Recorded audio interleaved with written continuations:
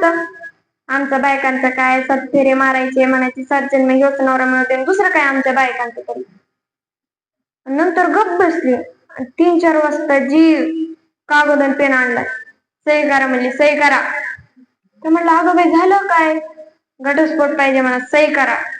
तर म्हणलं मी काय आज सही करू नको. कमाल आहे बाई तुझी, सकाळी 7 फेरे मारून आली, 7 जन्म ह्योच नवरा मिळू दे ना, आता लगे घटस्फोटची भाषा वापरते. असं असतं. ती म्हणाली तुम्ही सही करता की नाही? तर म्हणलं मी नाही करत. ती म्हणली आता मी वकिलाकडे जात असते. ती म्हणे जिकडे जायचं तिकडे जा. गेली बाई वकिलाकडं. गेल्याच्या नंतर मग काय, वकीलनी ऐकून घेतलं. म्हणाले घटस्फोट आणि आज वट पौर्णिमेचा सण आहे, आज तरी असं करायला नवरा बायकोचा आज आहे तर उद्या नाही, मिटतच असतं. ती म्हणाली नाही नाही वकील साहेब, तुम्ही माझं ऐकूनच घेतलं नाही, काय झालं? त्यावेळेस वकील साहेब म्हणले ते मला ऐकायचं सुद्धा नको, ते काय ते कोणत्या गाढवाला जाऊन सांगतो, मला सांगू नको. मग काय आली नाराज होऊन बिचारी घरी. नवऱ्याने विचारलं का ग बाई काय झालं, गेलते का वकिला? म्हणाले गेलते, पण तो गडी माझं ऐकायलाच तयार नाही. ते म्हणले काय झालं, काय म्हणाला तो? तेव्हा म्हणला काही करू तिकडं, मला सांगू नको, कोणत्या गाढवाला सांग.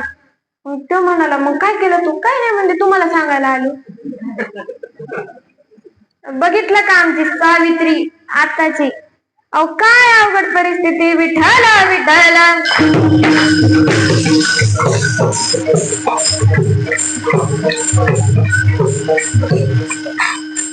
अहो आज नामस्मरण करायला कुठं आपल्याला दरीत जावं लागतं का? कुठं डोंगरावर, कुठं